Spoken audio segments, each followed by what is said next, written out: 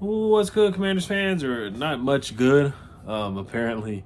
But what I will say now, let's talk about Bobby Slowik here real quick. So Bobby Slowik, he signed an extension with the Houston Texans, so he's going to be staying as well.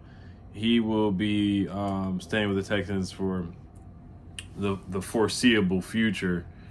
Here, this is from Albert Breer. Texans offensive coordinator Bobby Slowik has agreed to a new deal in Houston within the past few days, one that includes a significant raise per sources. Slowik impressed multiple NFL clubs through the interview process, but he's sticking in Houston. He'll be a hot name in 2025.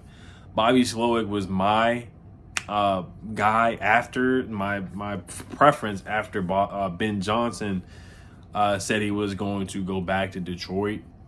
Mid-Commander's flight, this guy says he's going to go back to Detroit. Some people are not happy about that at all, and some people are calling him out about it too, that he made that decision. But that's the way he felt in his heart. Something like he said he talked to his wife or something like that about it, and he wants to go back and possibly win a Super Bowl. But it is what it is. We move forward, we move on. He was my number one candidate. After that, it was Bobby Slowik. I want an offensive-minded guy. I want a guy that can develop a quarterback. We have to get somebody in here that can develop a quarterback and just grow and develop a quarterback, basically, and put them in the right spot.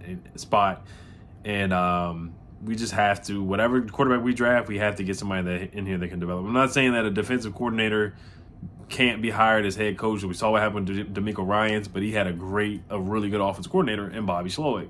So if we do get Dan Quinn, which is a strong possibility now, if we do get Mike McDonald, they have to find a strong offensive coordinator to develop, whether it's Jaden Daniels, Drake May, Caleb Williams, some way, somehow. Most likely it's going to be Drake May or Jaden Daniels, but either one, they have to develop a quarterback and put him in a good situation. I don't want to see him like the enemy, dropping him back 40, 60 times a game, throwing the ball, shotgun runs, 4th and 1, we're going to do a shotgun run. 4th and 1, we're going to do the shotgun pass, throw a screen pass and not make it, stuff like that.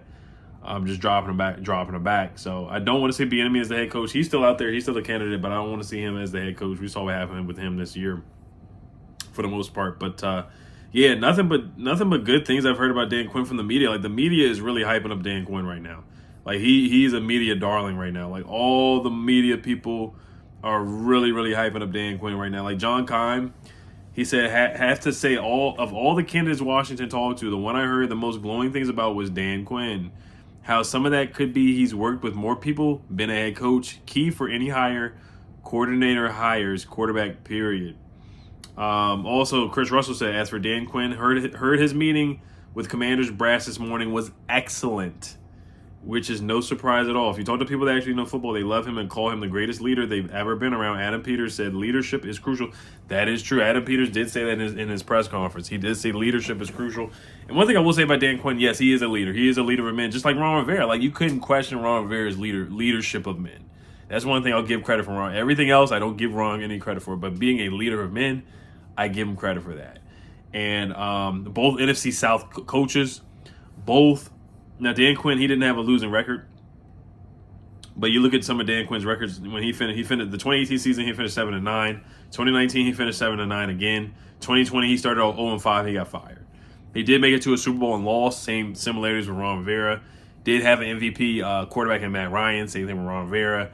But they ended up losing in the Super Bowl. After that, it basically went downhill. Now, the year after he went 10-6, then they lost Kyle Shanahan, and it just went all downhill from there. Once Kyle Shanahan left, they did make it to the playoffs again, but after that, everything just really went downhill. It really went downhill after that. You look at some of the numbers for Dan Quinn as well. His last 3 years, like I said, went 7-9, 7-9, then 0-5, got fired. His defenses were ranked in the bottom third in yards and points in 5 out of the 6 seasons that Dan Quinn was there with the Falcons. Dan Quinn's a heck of a defense coordinator. Like, he was there with the Legion of Boom under Pete Carroll. He was the defensive coordinator with Seattle. Then you look at him with Dallas, regular season, a great defensive coordinator. In the playoffs, terrible.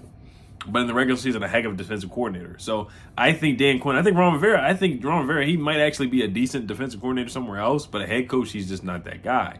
Dan Quinn, a great defensive coordinator with the Cowboys, a great defensive coordinator in the regular season with the Cowboys, great defensive coordinator with the Seahawks, where they had a Super Bowl run. So as a head coach, Dan Quinn is not my preference, but if they do end up getting him, then I understand it because of the leadership, the experience, and he made it to a Super Bowl. So I get it, but of course my preference right now is Mike Macdonald over everybody. Mike Macdonald. Aaron Glenn is still getting an interview, of course, but Mike Macdonald is the guy, a young, innovative guy, but he has to get the offensive coordinator position correct. Somebody put up a post where the offensive coordinator could possibly be Greg Roman. That's just somebody throwing that out there. And then the defensive coordinator would be Anthony Weaver, who was the defensive line coach with the Ravens this past season, on the same staff with Mike Macdonald. All right, but yeah, Bobby Slowik being out of the picture, that is certainly disappointing, man. That's somebody who I really wanted an offensive-minded guy, but if it's a defensive-minded guy, I don't mind it. But like I said, it has to be somebody like Mike Macdonald. It's still just a young, innovative mind. And then we'll wrap it up here. Excuse me. This is another rumor. This is from NFL Notifications.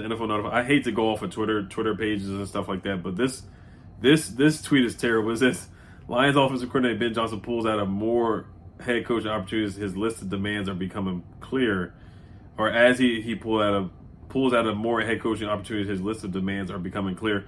What was a verbally agreed upon 4-year deal with the Commanders turned into a 6-year deal to match Panthers' Dave Canales.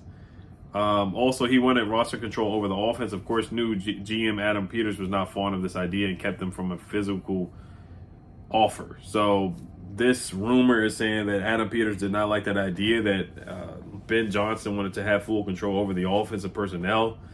So Adam Peters, he stood on 10 toes, stood on business. He did not want that to happen, apparently, according to that rumor. If that's the case, I understand it a little bit, but I feel like if Adam Peters really wanted Ben Johnson, he would have just been like, okay, yeah, look, I'll let you have some control, but I have the final say, because we really, really want you here. But Ben Johnson, he turned down the Seahawks too. Like, it's not just like he just only turned down the Commanders. He turned down the Seahawks too. So for whatever reason, and we'll see. We'll see if Ben Johnson gets a job next year, man. We'll see. I think he will, but we'll see. There may not be any other opportunities. Like, it could be the Giants' job. And that's not really going to be better than us. You can have Daniel Jones, who's awful, and they probably would have like a top 5 pick too. So you can end up having the best job or one of the jobs available being the New York Giants. So he could end up with that with the next coaching cycle or head coaching cycle. So, but yeah, that's really it, guys. I mean, that's just an update. Bobby Slowik is out of the picture. And it looks like it's coming down to Mike Macdonald and Dan Quinn, man. That's probably what it's going to be. There was some other information that I wanted to talk about here, but I can't find it. Ben Johnson, the quote, Ben Johnson on his decision to stay in Detroit as Lions offensive coordinator via MLive. He said he talked to his wife about it, and we just came to a really good decision of, hey, we're happy where we are. We love where we are. We love being in Detroit, love the people here, and just decided then to go ahead and put the brakes on it right now. Johnson said, just wasn't the time for us. I think some people I can just speak on a personal level. Some people, they really want to climb as fast as they can, Johnson said. I know particularly young coaches want to do that. That's not been the case for me, per se. I want to be around football. I want to win football games. I want to be around good people. And when I finally had a chance to step back and take a deep breath and look at it, that was the most important thing. He said, I love Dan Campbell. I've known him for a long time. I believe in the direction of this organization, yada, yada. And so that truly was the biggest drawing point for me. So, It is what it is. Like I said, when the media says it's a lock, it's a lock, it's a lock, you can never 100% trust it. Adam Schefter, man, he has sources, and he came out being correct about this, and he said that that it was not a lock, it was not a foregone conclusion. So we move forward, and Adam Peters has to make a big decision here, man. Whether it's Dan Quinn, whether it's Mike Macdonald. Like I said, Dan Quinn is not my preference, but he's shown that he has won games in the league and that he has made a Super Bowl. But like I said, it just feels like a Ron Rivera kind of move. But I do think, and then Dan Quinn with timeouts, clock management, late game decision making. That was one of the struggles that he had with the Falcons too. So I'm very concerned if we do bring him. But I think Josh Harris is going to make the move to get Mike Macdonald. Of course, he wants to build a team like the Ravens. He said that to the public before. He already brought in Eugene Shin. And then if we bring in Mike Macdonald, he might draft Jada Daniels. So he really wants to model the team after the Ravens. So that's my betting pick. I bet it's going to be Mike Macdonald. If I had to put some money down, I think it's going to end up being Mike Macdonald. So don't panic, guys. If it is Dan Quinn, I don't think it's the end of the world, but it's not what we want for sure.